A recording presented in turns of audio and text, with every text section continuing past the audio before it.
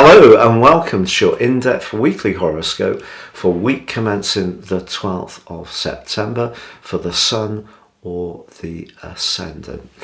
I'm going to give you a flavour of what to expect this week for us all collectively, but please stay with me as I dive deep and give you each of the 12 zodiac signs in forensic detail. Now, late last week there was a full moon in the sign of Pisces, but it was angling to Uranus, the planet of change and the planet of truth. And you know, if we can use that more innovative energy of Uranus as we come into this week, it would be a good thing to do. And that means being open to fresh approaches. But we can take a fresh approach to either our spiritual, emotional and psychological well-being or to our physical well-being. And it means that the available energy we do have is likely to be limited somewhat. And therefore we need to apply it to things that are really meaningful, and that means prioritizing. However, the Sun is linking brilliantly to Pluto. When they're in a trine, this can see us changing something physically in our world, but also can trigger deep changes within us. And sometimes Pluto pushes us to change things before we're even conscious that that actually might be a good thing for us. Also, there is an opposition between Mercury and the other ruler of Pisces, Jupiter.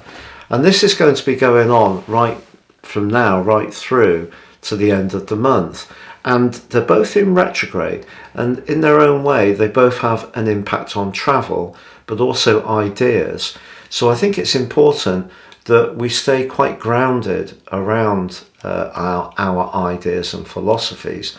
We may find ourselves or see generally quite a lot of different viewpoints competing against one another. I know that's quite a feature of modern life, but it can be even more prevalent. But if you are journeying anywhere or you're thinking of buying a new mode of transport, it's just asking us to try to stay very realistic, keep one foot on terra firma.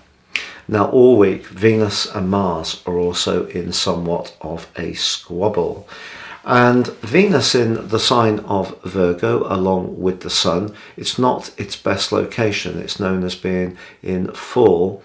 And Mars is in Gemini, so what you've got is the quick ideas of Mars in Gemini competing with the rather more cautious and practical energies of Venus in Virgo, but not quite so affectionate and openly sharing of emotion.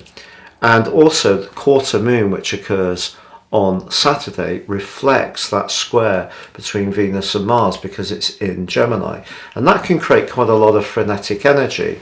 So we've got nervous energy washing around this week, and then we've got the physical drive of Virgo being challenged by the moon position and then Neptune. So energy a little bit sensitive, and important that if we're going through changes, the changes we're trying to achieve are achievable.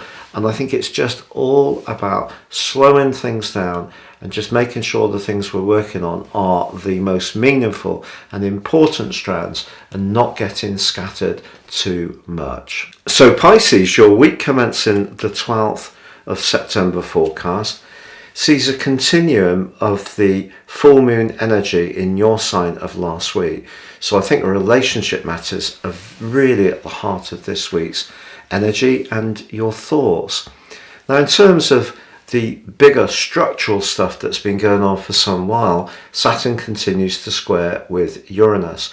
So if there's stuff from your past or stuff that's weighing you down from a psychological viewpoint, that could be affecting your nervous energy, maybe making it a bit more difficult to sleep.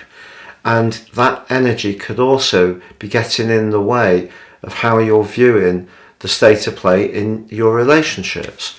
But Mars, the planet of passion, is actually in a high vibrancy right angle with Venus in your sector of relating. So Venus can bring a greater sense of harmony and diplomacy when it's in the 7th house, but you could find yourself perhaps a little bit more to the point when it comes to discussing relationship issues. But because Neptune, your co-ruler, is opposite the Sun, you just need to make sure that what you speak out about, or where you're trying to set your boundaries, is actually based on how things really are, rather than how things are as you think they are. So it may be that Neptune can just distort things a little bit. So it's not a week to be too impetuous, I wouldn't say. But when it comes to your longer term hopes for the development of relationships of all kinds, whether it's friendships, business alliances, or in your personal world, this can be a time of enormous deepening of your understanding, and that's because of the Sun's trine to Pluto, which goes on for the next 10 days. And you know, at the end of that period, especially as we come into the autumnal equinox, cardinal quadrant 3 for this year, and where you're really going to dive deeper in terms of understanding all sorts of things. The fact that Pluto is, you know, such a subterranean influence, it really is helping you to get much more closely in touch with what you really need. It's just this week's immediate energies may have some snags. However, having said that, Jupiter, your traditional ruler, it is in retrograde, but it is in opposition with Mercury in retrograde. That could be an aspect that sees you deciding to go against the prevailing headwinds of cost minimization and spend out on something that really you find very tempting, totally irresistible, and you know, if you can afford it, why not?